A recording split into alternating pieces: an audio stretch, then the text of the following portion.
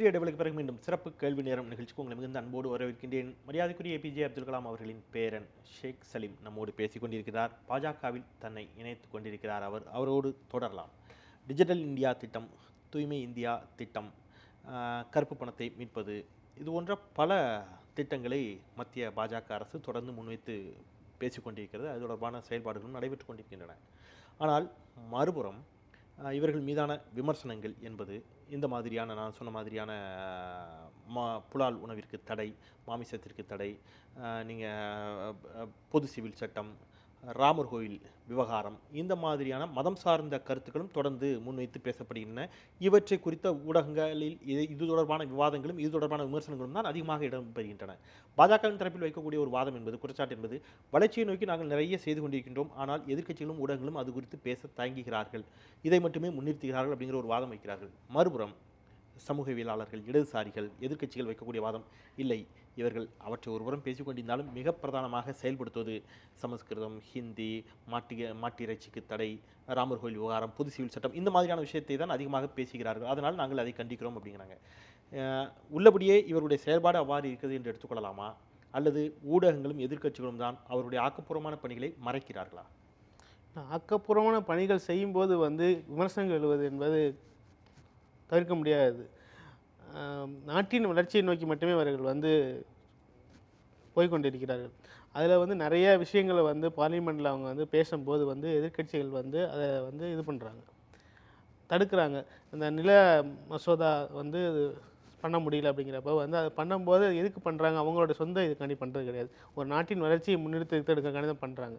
So அந்த மாதிரி விஷயங்கள் பண்ணும்போது, ஒரு வளர்ச்சியை நோக்கி போகும்போது எதிர்க்கட்சிகளும் ஊடகங்களும் அரசினோட தோளோடு தோல் சேர்த்து அவர்களுக்கு ஊக்கம் தான் அளிக்கணும். நிலச்சீர்திருத்த மசோதாவில் விவசாயிகளுக்கு எதிரான ஷரத்துக்கள் இருக்கின்றன அப்படிங்கிறது தான் எதிர்க்கட்சியினுடைய குற்றச்சாட்டு. மிக குறிப்பாக நீங்கள் அவர்கள் விவசாயிகளுடைய அனுமதி இல்லாவிட்டாலும் அவர்கள் நிலத்தை எடுத்துக்கொள்ள முடியும் அப்படிங்கிறது, விழுக்காட்டின் அடிப்படையில் முதலில் 80 விழுக்காடு வரை இருந்ததை இன்றைக்கு குறைத்திருக்கிறார்கள் அப்படிங்கிற கருத்து, அவர்கள் 5 வருடங்களுக்குள் அங்கே அந்த பணிகள் தொடங்காவிட்டால் மீண்டும் விவசாயிகளுக்கு நிலம் கொடுக்கப்படும் அப்படிங்கிறத இன்றைக்கு மறுக்கப்பட்டிருக்கிறது. விவசாயிகளுக்கு நிலம் வைத்திருக்கக்கூடிய விவசாயிகளுக்கு மட்டுமல்ல, அங்கே பணியாற்றக்கூடிய கூலி தொழிலாளர்கள், விவசாய கூலி தொழிலாளர்களுக்கும் இழப்பீடு என்பது மறுக்கப்பட்டிருக்கிறது. இது போன்ற சில சரத்துக்கள் இருக்கின்றன அப்படிங்கிறதான் எதிர்க்கட்சிகள் வைக்கக்கூடிய, இது விவசாயிகளை பாதிக்கக்கூடிய எதிர்க்கட்சிகளின் கருத்துக்களை அவர்கள் எடுத்துக்கொண்டு விவசாயத்திற்கு எடுத்துக்கொண்டு அந்த சரத்துகளில் என்னென்ன குறைகள் இருக்கிறதோ அதை சரி செய்வதற்கு அவர்கள் ரெடியாக இருக்கிறார்கள். பட் ஆனால் இந்த எதிர்க்கட்சிகள் அதை சரி செய்வதற்கு, அதை பேசுவதற்கான இடம் கொடுக்கவில்லை. விவாதத்திற்கு தயார் அப்படிங்கிறது உங்களுடைய வாதமாக இருக்கிறது. ஆனால் தொடர்ந்து அந்த ஒரு நில சீர்திருத்த மசோதாவிற்கு மட்டும் அத்துணை அவசர சட்டங்கள், குடியரசுத் தலைவர் சொல்கிறார், ஏன் இத்துணை அவசர சட்டங்கள் தேவை அப்படிங்கிறார். இந்தியா போன்ற ஒரு ஜனநாயக நாட்டில் விவாதத்திற்கு உட்படுத்தி அதன் மூலமாக ஒரு தரப்பினரை கன்வின்ஸ் பண்ணி தான் நீங்கள் ஒரு விஷயத்தை செய்ய முடியும் அப்படிங்கிற சூழலில் ஏன் இத்தனை அவசர சட்டங்கள்? அதாவது ஒரு வேலையை செய்யும்போது மக்கள் அதுக்கு அவங்கள்ட்ட எடுக்க முடியாது வேகமாக. சட்டங்கள் மூலம் மட்டுமே சில விஷயங்களை நம்ம செய்ய முடியும். அதுக்கு மக்கள் கட்டுப்படுவாங்க. நாடாளுமன்றத்தில் தோற்று தானே போயிருக்குது மசோதா. அதை மீண்டும் விவாதத்திற்கு எடுத்துக்கொள்வதற்கு தயாராக இருக்கிறார்களே. விவாதித்து அதில் உள்ள குறைபாடுகளை அவர்கள் கழிவதற்கு ரெடியாக இருக்கிறார்கள். அதுக்கு எதிர்க்கட்சிகளும் மக்களும் ஒத்துழைப்பு கொடுக்க வேண்டும். தமிழக சட்டப்பேரவை தேர்தலில் பாஜக கூட்டணி தொடர்கிறது அப்படின்னு பாஜக ஒரு பக்கம் அறிவித்து கொண்டிருக்கிறது. நீங்கள் இப்போது தான் கட்சியில் சேர்ந்திருக்கிறீங்க. நான் அது தொடர்பான ஆழமான பதில்களை சொல்லக்கூடிய இடத்துல நீங்கள் இல்லை. இருந்தாலும் அதை தாண்டி அதிமுக இன்றைக்கும் பலமாகத்தான் இருக்கிறது என்று அதிமுக ஒரு வாதத்தை வைத்துக் கொண்டிருக்கிறது. நமக்கு நாமே திட்டத்தின் மூலமாக நாங்கள் மீண்டும் ஆட்சியை பிடிப்போம் என்று திமுக ஒரு பக்கம் களம் இறங்கி இருக்கிறது. தமிழகத்தில் பாஜக தலைமையில் ஆட்சி அமைப்போம் என்பதுதான் பாஜகவினுடைய தொடர்ச்சியான வாதமாக இருக்கிறது. வரக்கூடிய சட்டப்பேரவை தேர்தலில் பாஜக ஆட்சியை பிடிக்க முடியும் அப்படிங்கிற நம்பிக்கை உங்களுக்கு இருக்கிறதா? இல்லை, என்னுடைய நான் எங்களால் என்ன முடியும், மக்களை எப்படி சென்றடைய முடியும் என்பது எங்களோட வேலை. மக்களை எப்படி சென்றடைய முடியுங்கிறது பாஜக எப்படி அவர் எங்களுடைய விஷயங்களை, எங்களுடைய கருத்துக்களை அவர்களிடம் கொண்டு சென்று அவர்கள் இனிமேல் வருங்காலங்களில் அவங்களுடைய இதை எங்களுக்கு கன்வெர்ட் பண்ணுறங்கிறது தான் எங்களுடைய முதல் தலையாய பணியாக இருக்கிறது. இந்த வருகின்ற எலெக்ஷனில் நாங்கள் பண்ண விஷயங்களை அவங்களுக்கு கொண்டு போய் இது மூலமாக நான் அவங்களிடம் எங்களோட ஓட்டு கேட்கலாம் இருக்கோம்.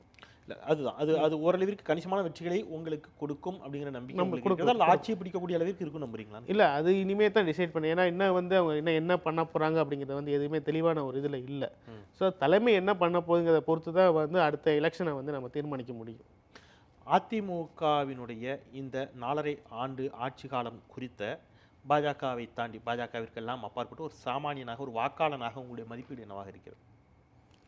நான் அரசு தற்போதைய அரசை பற்றி கருத்து கூட நம்மளுக்கு முடியாத ஒரு இல்லை ஜஸ்ட் ஒரு ஒரு ஒரு தேநீர் கடையில் பேசக்கூடிய ஒரு வாக்காளனின் மனநிலையில் தான் நான் உங்ககிட்ட அந்த கருத்தை கேட்குறேன். நீங்கள் பாஜக விட்டுருங்க, அப்துல் கலாமின் பேரன் அதெல்லாம் விட்டுருங்க. ஒரு சாதாரணமாக இந்த 4.5 ஆண்டு கால ஆட்சியை பற்றிய ஒரு பார்வை இருக்கும். ஒரு சில விஷயங்களை விமர்சனம் பண்ணியிருப்பீங்க, சில விஷயங்களை வரவேற்றிருப்பீர்கள்.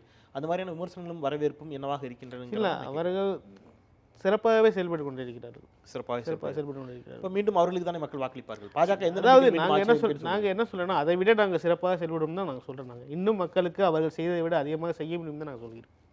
அதிமுக செய்ததை விட அதிகமாக எங்களால் செய்ய முடியும் முடியும் தான் சொல்கிறோம். இல்லை பாஜகவும் அதிமுகவும் கூட்டணி சேர்ந்தால் வரவேற்பீர்களா? வரவேற்போம், நிச்சயமாக நிச்சயமாக வரவேற்போம். அதிமுகவோட கூட்டணி சேர்ந்தால் கண்டிப்பாக வரவேற்போம். பாமக ஒரு மாற்று அணியாக முன்வைத்து நீங்கள் பாஜகவிற்கு அப்பாற்பட்ட சில கேள்விகளை வைக்கணுங்கிறதுக்காக கேட்குறேன். பாமக இன்றைக்கு ஒரு மாற்று அணியாக முன்வைத்து மாற்ற முன்னேற்றம் என்ற தளத்தில் அவர்கள் இயங்கிக் கொண்டிருக்கிறார்கள்.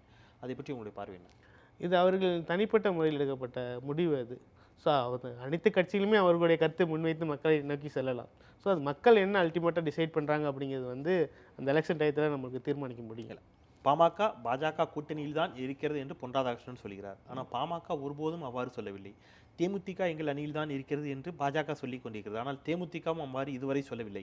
பாஜக மிகுந்த பலவீனப்பட்ட நிலையில் தமிழகத்தில் இருக்கிறது. அதனால்தான் அவர்கள் அணியில் இல்லாதவர்களை கூட எங்கள் அணியில் தான் அவர்கள் இருக்கிறார்கள் என்று மீண்டும் மீண்டும் சொல்லக்கூடிய நிலையில் பாஜக இருக்கிறது அப்படிங்கிற ஒரு விமர்சனம் வைக்கப்படுகிறது.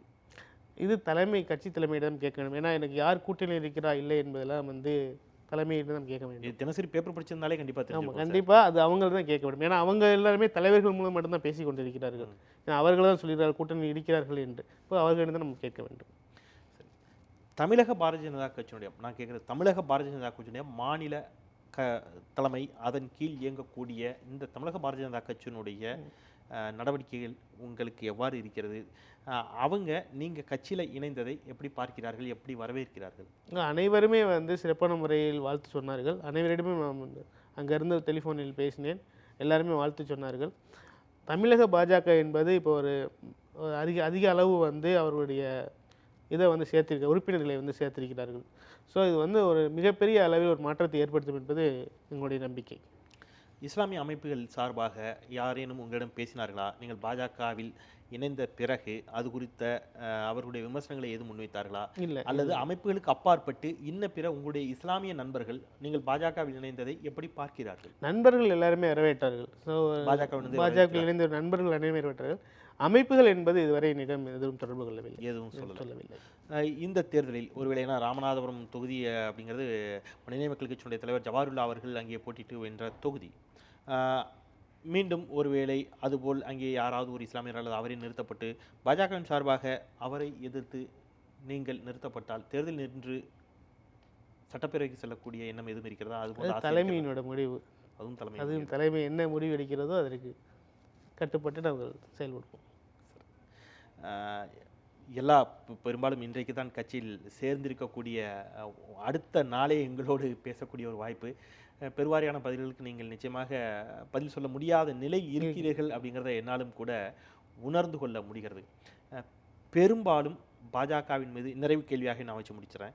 பெரும்பாலும் பாஜகவின் மீது இங்கே வைக்கக்கூடிய விமர்சனம் என்பது நான் தொடர்ச்சியாக இந்த வாதம் முழுவதும் பயணித்ததான் மதம் சார்ந்த விமர்சனமாக இருக்கிறது.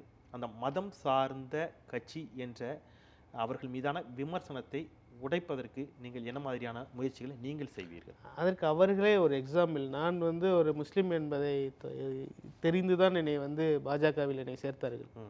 ஸோ அதிலே அவர்களுடைய மதம் சார்ந்த இது வந்து உடைந்து விட்டது.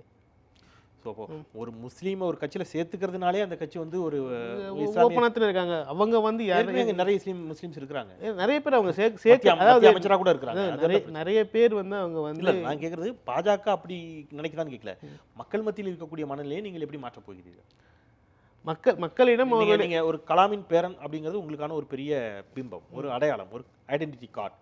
அந்த கார்டை தாண்டி நீங்கள் பாஜக என்பது இஸ்லாமியர்களுக்கு எதிரான கட்சி அல்ல, அது ஒரு மதவாத கட்சி அல்ல என்று நீங்கள் மக்களை நம்ப வைப்பதற்கு மக்களிடம் அந்த புரிதலை ஏற்படுத்துங்க. ஏன்னா நீங்கள் அந்த புரிந்துருக்கிறீங்க, அதனால நீங்கள் அங்கே உங்களை நினைச்சிருக்கிறீங்க. நீங்கள் நம்பக்கூடிய அந்த விஷயங்களை மக்களிடம் எப்படி கொண்டு போய் சேர்ப்பீர்கள்? பெருவாரியாக அவர்களுடைய செய்த நல்ல திட்டங்களையும் நல்ல வளர்ச்சி பணிகளையும் அவங்களுக்கு கொண்டு போய் எல்லா இடங்களிலும் அவர்கள் செய்த விஷயங்களை சொல்கிறதுக்கு நாங்கள் ரெடியாக இருக்கோம். ஸோ அது மூலமாக அவங்களுடைய மனமாற்றத்தை நாங்கள் வந்து ஏற்படுறதுக்கு முயற்சி பண்ணுவோம். நாங்கள் சரி, மேலோட்டமாக இதுபோல் திட்டங்கள் இருக்கிறது என்று சொல்லாமல் மிக தெளிவாக ஏதாவது ஒரே ஒரு திட்டம் மேக் இன் இந்தியா அவருடைய அதுதான் இல்லை மேக் இன் இந்தியா திட்டத்தை சொல்றீங்க, அது நான் இன்னும் இம்ப்ளிமெண்ட் ஆகலை, அது இன்னும் ப்ராசஸ்லாம் இருக்குது. நான் கேட்குறது இந்த 1.5 ஆண்டுகளில் செயல்படுத்தி அவர்கள் வெற்றி கண்ட திட்டம் அப்படின்னு நீங்கள் எதை சொல்லுவீங்க? ஸோ 1.5 ஆண்டில் எந்த ஒரு திட்டத்தையும் இமீடியட்டாக செயல்படுத்தி வெற்றி பெற முடியாது. செயல்பட்டு கொண்டிருக்கிற திட்டம் வந்து ஒரு க்ளீன் இந்தியாங்கிற திட்டம் வந்து செயல்படுத்திக்கிட்டு இருக்காங்க. மேக் இன் திட்டம்னு ஒரு திட்டத்தை அறிவிச்சிருக்காங்க. அப்படிங்கிறப்போ அவங்களுடைய வளர்ச்சி அப்படிங்கிறது வந்து நல்லா இருக்கும், எம்ப்ளாய்மெண்ட் கிடைக்கும், அவங்களுடைய வாழ்வாதாரம் பெருகும், அவங்களுடைய கல்வி வந்து நல்ல வளமாகும். அப்படிங்கிற காரணத்தினால ஸோ அந்த விஷயங்களை அவங்களுக்கு எடுத்து சென்று நாங்கள் கூறுவோம். சரி, இதுவும் ஒரு நிறைவு கேள்வியாக வைக்கணும்னு நினச்சிருந்த கேள்வி தான். இந்த கேள்வியோடு நம்ம நிறைவு செஞ்சுடுவோம். ராமர் கோவில் விவகாரத்தில் இங்கே எல்லோரும் இந்தியர்கள் விட்டு கொடுத்து வாழணும், மத சண்டைகள் இருக்கக்கூடாது அப்படிங்கிறது தான் உங்களுடைய தாத்தாவின் கருத்து, நீங்களும் அதுதான் வலியுறுத்துகிறீங்க. அதனால தான் நான் பாஜக இணைந்தேன் அப்படிங்கிறீங்க.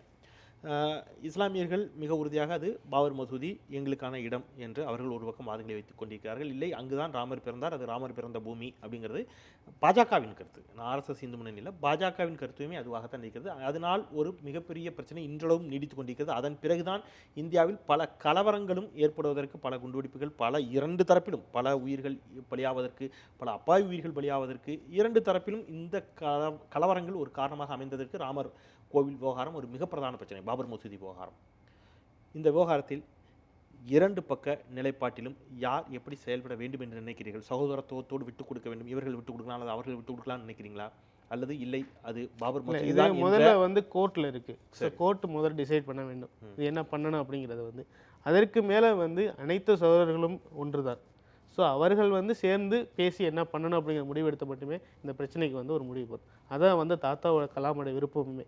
நீதிமன்றம் என்ன சொல்லுகிறதோ அதற்கு கட்டுப்பட வேண்டும். சரி, நான் அந்த அளவிலே நிறைவு செய்யலாம். பல கேள்விகளுக்கு பதிலளிக்க முடியாத இடத்தில் தான் நீங்கள் இருந்தீர்கள், அதை எங்களால் உணர்ந்து கொள்ள முடிகிறது. அது ஒரு மிக உடனடியாக ஒரு கட்சியினுடைய கொள்கைகளை உள்வாங்கி கொண்டு பதிலளிப்பது என்பது சற்றே சிரமமான காரியம்தான். இருந்தாலும் ஒரு நம்பிக்கையோடு நீங்கள் ஒரு கட்சியில் உங்களை இணைத்து கொண்டிருக்கிறீர்கள். உங்களுடைய நம்பிக்கை பலிக்க வேண்டும், வெல்ல வேண்டும். உங்களுடைய நல்ல திட்டங்கள், மக்களுக்கான நல்ல முயற்சிகள் வெற்றி பெற வேண்டும். அதற்கு நியூஸ்7 மக்களுக்கான நல்ல திட்டங்களை நீங்கள் செயல்படுத்துகின்ற பொழுது அதற்கு நியூஸ்7 தன்னுடைய பங்களிப்பை உங்களோடு இணைந்து செய்ய தயாராகவே இருக்கிறது என்று சொல்லி நிறைவு செய்கின்றேன். நன்றி. இந்த அளவிலே நாம் நிறைவு செய்யலாம். மரியாதைக்குரிய அப்துல் கலாம் அவர்களின் பேரன் ஷேக் சலீம் நம்முடைய கேள்விகளுக்கு பதிலளித்தார். அவருக்கு மட்டுமல்ல, பார்த்த உங்களுக்கும் நன்றி சொல்லி நிறைவு செய்கின்றேன். நான் செந்தில். நன்றி.